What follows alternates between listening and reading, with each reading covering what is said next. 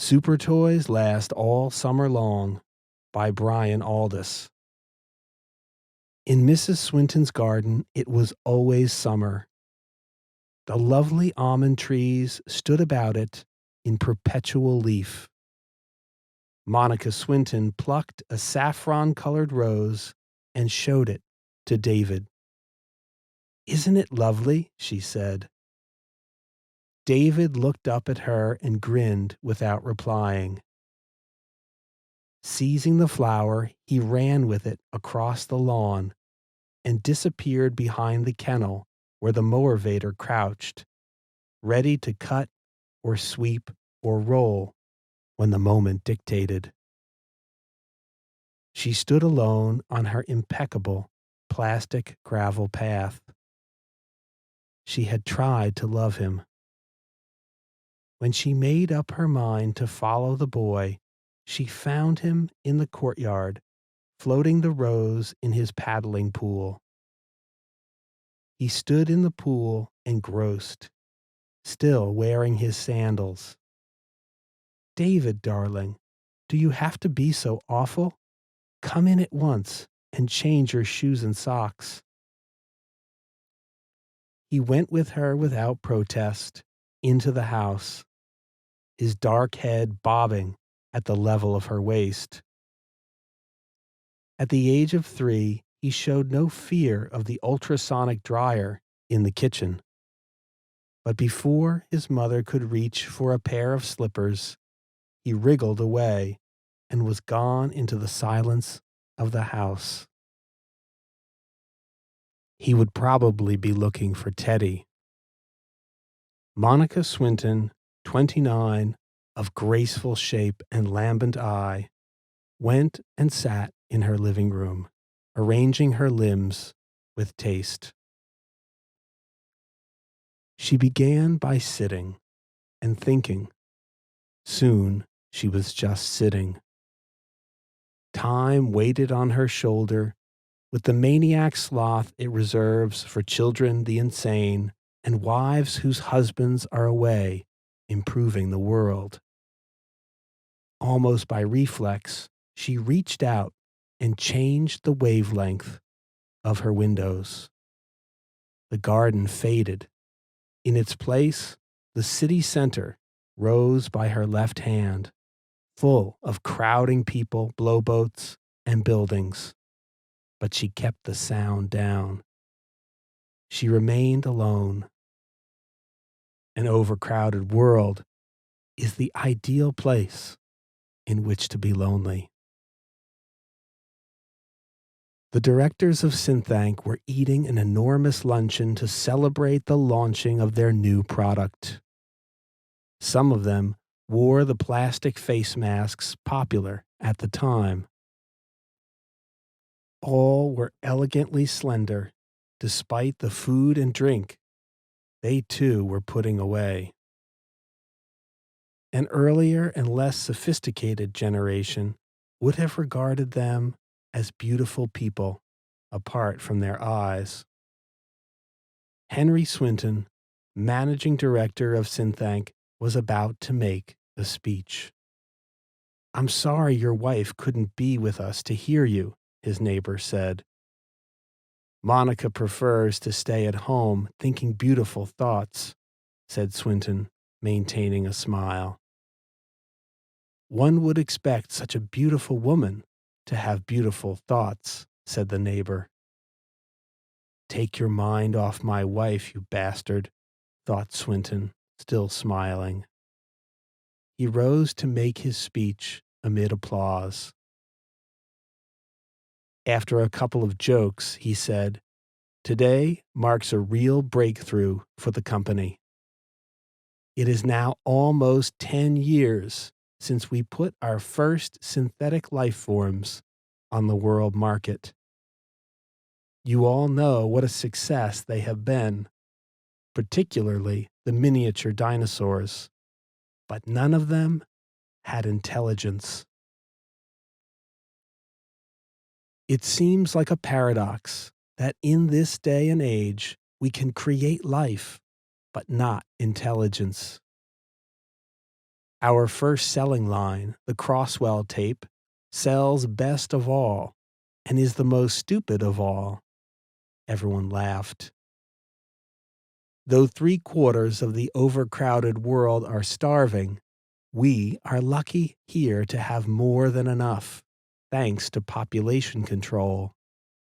Obesity's our problem, not malnutrition. I guess there's nobody round this table who doesn't have a Crosswell working for him in his small intestine, a perfectly safe parasite tapeworm that enables its host to eat up to 50% more food and still keep his or her figure, right? General nods of agreement. Our miniature dinosaurs are almost equally stupid. Today, we launch an intelligent synthetic life form, a full-sized serving man. Not only does he have intelligence, he has a controlled amount of intelligence. We believe people would be afraid of being with a human brain. Our serving man has a small computer in his cranium. There have been mechanicals on the market with mini computers for brains, plastic things without life, SuperToys. But we have at last found a way to link computer circuitry with synthetic flesh. David sat by the long window of his nursery, wrestling with paper and pencil. Finally, he stopped writing and began to roll the pencil up and down the slope of the desk lid. "Teddy," he said. Teddy lay on the bed against the wall, under a book with moving pictures and a giant plastic soldier. The speech pattern of his master's voice activated him, and he sat up. "Teddy, I can't think what to say." Climbing off the bed, the bear walked stiffly over to cling to the boy's legs. David lifted him and set him on the desk. "What have you said so far?" "I've said," he picked up his letter and stared hard at it. "I've said, 'Dear Mummy, I hope you're well just now. I love you.'" There was a long silence until the bear said, "That sounds fine. Go downstairs and give it to her." Another long silence. "It isn't quite right. She won't understand." Inside the bear, a small computer worked through its program of possibilities. Why not do it again, in crayon? When David did not answer, the bear repeated his suggestion. Why not do it again, in crayon? David was staring out the window. "Teddy, you know what I was thinking? How do you tell what are real things from what aren't real things?" The bear shuffled its alternatives. Real things are good. I wonder if time is good. I don't think Mummy likes time very much. The other day, lots of days ago, she said that time went by her. Is time real, Teddy? Clocks tell the time. Clocks are real. Mummy has clocks, so she must like them. She has a clock on her wrist, next to her dial. David started to draw a jumbo jet on the back of his letter. You and I are real, Teddy, aren't we? The bear's eyes regarded the boy unflinchingly. You and I are real, David. It's specialized in comfort. Monica walked slowly about the house.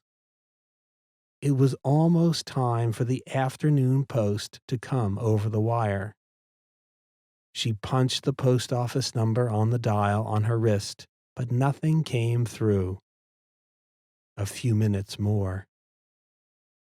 She could take up her painting, or she could dial her friends, or she could wait till Henry came home, or she could go up and play with David. She walked out into the hall and to the bottom of the stairs. David! No answer. She called again and a third time. Teddy, she called in sharper tones. Yes, Mummy? After a pause, Teddy's head of golden fur appeared at the top of the stairs. Is David in his room, Teddy? David went into the garden, Mummy. Come down here, Teddy. She stood impassively, watching the little furry figure as it climbed down from step to step on its stubby limbs. When it reached the bottom, she picked it up and carried it into the living room. It lay unmoving in her arms, staring up at her. She could feel just the slightest vibration from its motor. Stand there, Teddy. I want to talk to you. She set him down on a tabletop, and he stood as she requested, arms set forward and open in the eternal gesture of embrace. Teddy, did David tell you to tell me he had gone into the garden? The circuits of the bear's brain were too simple for artifice. Yes, Mummy. So you lied to me. Yes, Mummy. Stop calling me Mummy. Why is David avoiding me? He's not afraid of me, is he? No, he loves you. Why can't we communicate? David's upstairs. The answer stopped her dead. Why waste time talking to this machine? Why not simply go upstairs and scoop David into her arms and talk to him, as a loving mother should to a loving son? She heard the sheer weight of silence in the house, with a different quality of silence pouring out of every room. On the upper landing, something was moving very silently. David, trying to hide away from her. He was nearing the end of his speech now. The guests were attentive. So was the press, lining two walls of the banqueting chamber, recording Henry's words and occasionally photographing him.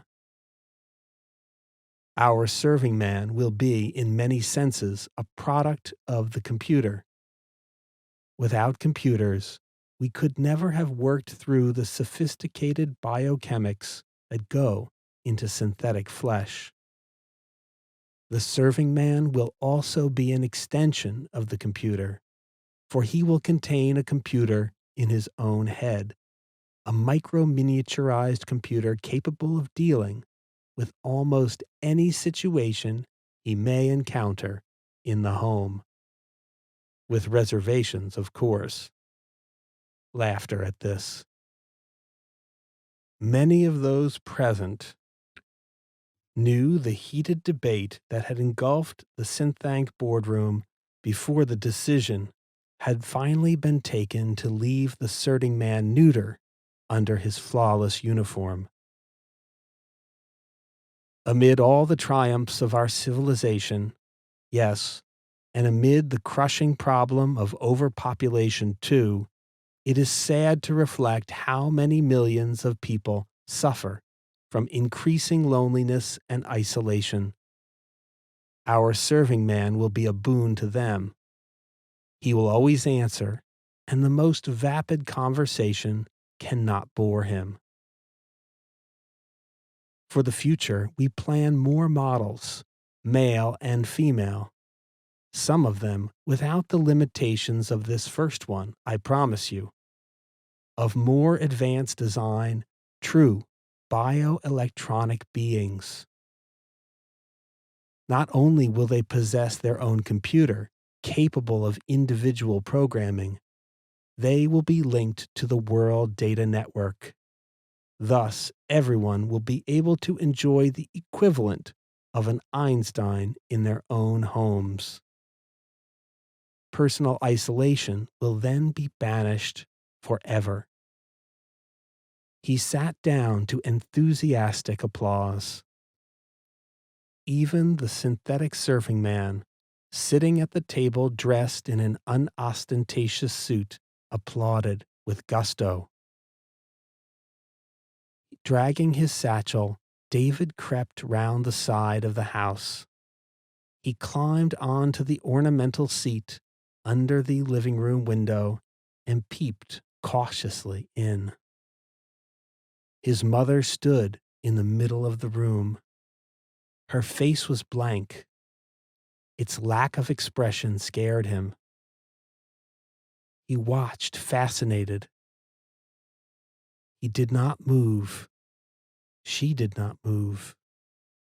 Time might have stopped, as it had stopped in the garden. At last she turned and left the room. After waiting a moment, David tapped on the window. Teddy looked round, saw him, tumbled off the table, and came over to the window. Fumbling with his paws, he eventually got it open. They looked at each other. "I'm no good, Teddy. Let's run away." "You're a very good boy. Your mummy loves you." Slowly, he shook his head. "If she loved me, then why can't I talk to her?" "You're being silly, David. Mummy's lonely. That's why she had you." "She's got Daddy.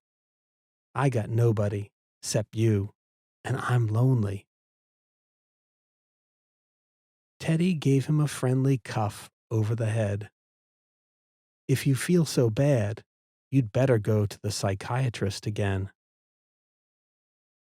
"I hate that old psychiatrist. He makes me feel I'm not real." He started to run across the lawn. The bear toppled out of the window and followed as fast as its stubby legs would allow. Monica Swinton was up in the nursery.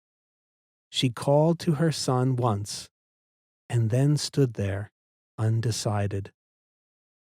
All was silent. Crayons lay on his desk. Obeying a sudden impulse, she went over to the desk and opened it. Dozens of pieces of paper lay inside.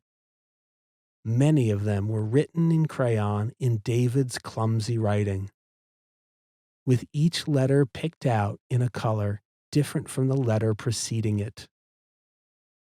None of the messages was finished. "My dear Mummy, how are you really? Do you love me as much? Dear Mummy, I love you and Daddy, and the sun is shining. Dear, dear Mummy, Teddy's helping me write to you. I love you and Teddy. Darling Mummy, I'm your one and only son, and I love you so much that sometimes. Dear Mummy, you're really my mummy, and I hate Teddy. Darling Mummy, guess how much I love. Dear Mummy, I'm your little boy, not Teddy, and I love you, but Teddy. Dear Mummy, this is a letter to you just to say how much, however, so much. Monica dropped the pieces of paper and burst out crying. In their gay and accurate colors, the letters fanned out and settled on the floor.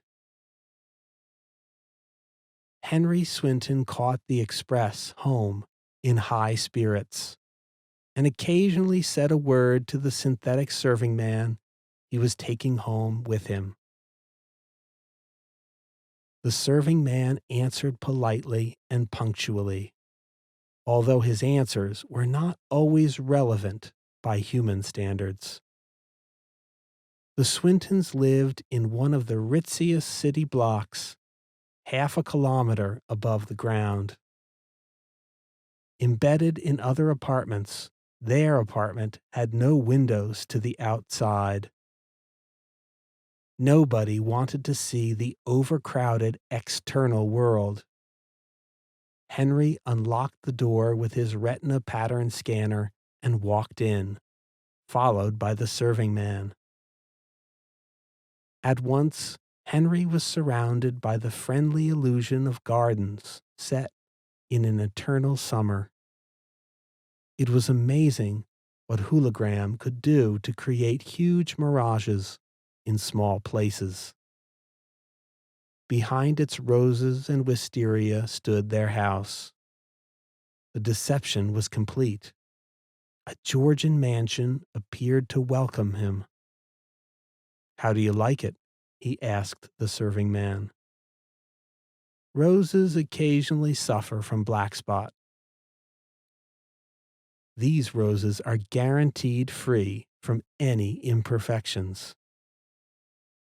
It is always advisable to purchase goods with guarantees even if they cost slightly more." "Thanks for the information," Henry said dryly. Synthetic life forms were less than 10 years old. The old android mechanicals less than 16. The faults of their systems were still being ironed out year by year. He opened the door and called to Monica. She came out of the sitting room immediately and flung her arms around him, kissing him ardently on cheek and lips. Henry was amazed. Pulling back to look at her face, he saw how she seemed to generate light and beauty. It was months since he had seen her so excited. Instinctively, he clasped her tighter. "Darling, what's happened?" "Henry, Henry, oh my darling, I was in despair. But I've just dialed the afternoon post and you'll never believe it. Oh, it's wonderful." "For heaven's sake, woman, what's wonderful?" He caught a glimpse of the heading on the photostat in her hand, still moist from the wall receiver. Ministry of Population. He felt the color drain from his face in sudden shock and hope. "Monica, oh, don't tell me our numbers come up." "Yes, my darling, yes. We've won this week's Parenthood lottery. We can go ahead and conceive a child at once." He let out a yell of joy. They danced around the room. Pressure of population was such that reproduction had to be strict, controlled. Childbirth required government permission.